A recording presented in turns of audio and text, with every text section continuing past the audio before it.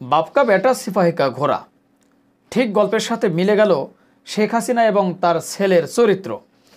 দেখেন, একটা নিউজ, গরম একটা খবর, সেটা হলো হাসিনা এবং জয়ের বিরুদ্ধে $300 মিলিয়ন পাচারের প্রমাণ পেয়েছে FBI। প্রিয় দর্শক শ্রোতা, যেমন মা তেমন ছেলে। দেখেন, মা ছেলে মিলে কীভাবে ডলার পাচার করেছে একটু বিস্তারিত আপনাদেরকে জানাই। তো সবাইকে বলবো ধৈর্য সহকারে বিস্তারিত শুনতে থাকুন এবং নিউজটি প্রচুর পরিমাণে শেয়ার করে দিন।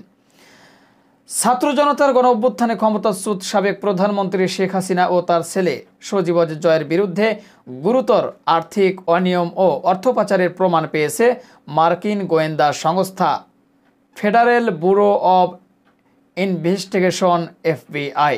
লন্ডনের প্রতিনিধির মাধ্যমে বিষয়টি নিশ্চিত করেছে FBI।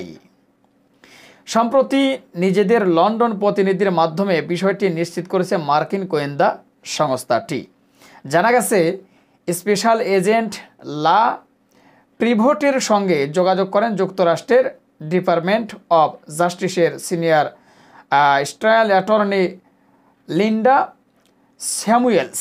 তিনি দেখতে পান যে বাংলাদেশ থেকে বিভিন্ন মার্কিন ব্যাংক অ্যাকাউন্টে $300 মিলিয়ন পাচার হয়েছে। গত মাসের 9 তারিখে FBI-এর একটি প্রতিনিধি দল বাংলাদেশের দুর্নীতি দমন কমিশনের দুদক মানি লন্ডারিং অ্যান্ড লিগাল ইউনিটের মহাপরিচালক সহ সংশ্লিষ্ট কর্মকর্তাদের সঙ্গে বৈঠক করেন। সেখানে বিপুল পরিমাণ দলিল বাংলাদেশের কাছে হস্তান্তর করে FBI-এর প্রতিনিধি দলটি। দুদক কর্মকর্তারা জানিয়েছেন, গত মাসের 1 তারিখে বাংলাদেশে EU ডেলিগেশনের head of cooperation Michael Krejza নেতৃত্বে 3 সদস্যের একটি প্রতিনিধি দল তৎকালীন দুদক চেয়ারম্যান মোহাম্মদ মঈনুদ্দিন আবদুল্লাহর সঙ্গে সাক্ষাৎ করেন। সাক্ষাতে পাচার হওয়া তহবিল প্রত্যাবাসন ও কমিশনের পরিচালক ক্ষমতা বাড়াতে কারিগরি সহায়তা নিয়ে আলোচনা করেন। তারা আরও জানায়, 2024 সালে যুক্তরাষ্ট্র বনাম রিজভী আহমেদের মামলায় সজীব জয়ের নাম প্রথম নজরে আসে। FBI-এর তদন্তে জয়ের গুরুতর আর্থিক অসদাচরণের বিষয়টি উঠে আসে। বিশেষত জয়ের নাম হংকং এবং ক্যামন দ্বীপপুঞ্জের বিভিন্ন ব্যাংক অ্যাকাউন্ট ব্যবহার করে নিউ ইয়র্ক, ওয়াশিংটন DC এবং লন্ডন ব্যাংকে অর্থ হস্তান্তরিত করার তথ্য সামনে এসেছে।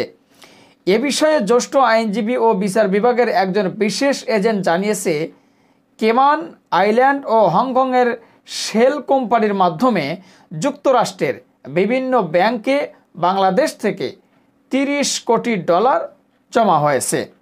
দুদক চেয়ারম্যান মোহাম্মদ আব্দুল মোমেন এ বিষয়ে সাংবাদিকদের বলেন, এ ঘটনা অনেকাংশই সত্য। আমরা ভবিষ্যতে আরও সুনির্দিষ্ট তথ্য পেতে পারি।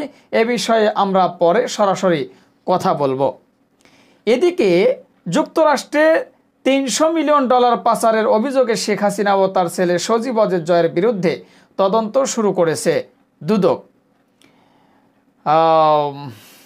এ অভিযোগ অধিকতর তদন্তের জন্য দুদকের মহাপরিচালক বিশেষ তদন্ত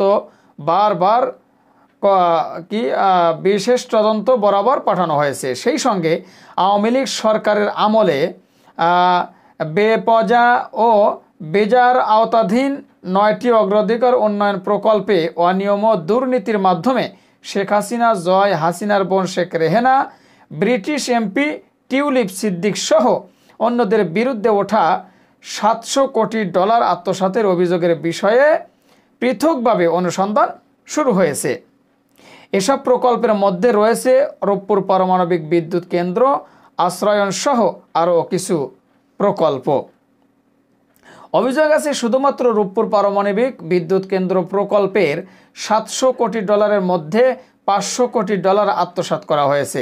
এ বিষয়ে তদন্ত ব্রিটিশ অর্থমন্ত্রী টিউলিপ সিদ্দিক সহ তার পরিবারের নামও রয়েছে।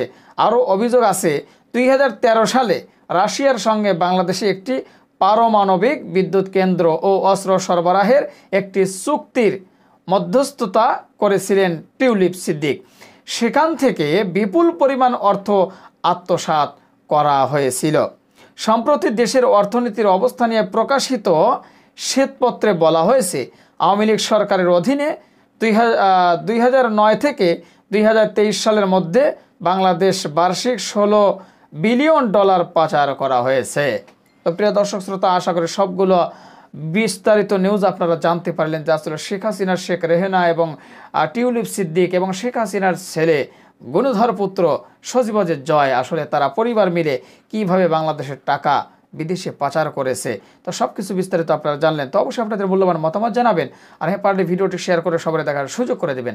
আর আমাদের পেজ নাসির অফিসিয়াল নতুন হলে ফলো করবেন। যদি ইউটিউব চ্যানেল থেকে দেখে থাকেন অবশ্যই চ্যানেলটি সাবস্ক্রাইব করবেন। যারা করেছেন সবাইকে ধন্যবাদ জানিয়ে ভিডিওটি এখানে শেষ করছি। ভালো থাকবেন সবাই। আল্লাহ হাফেজ।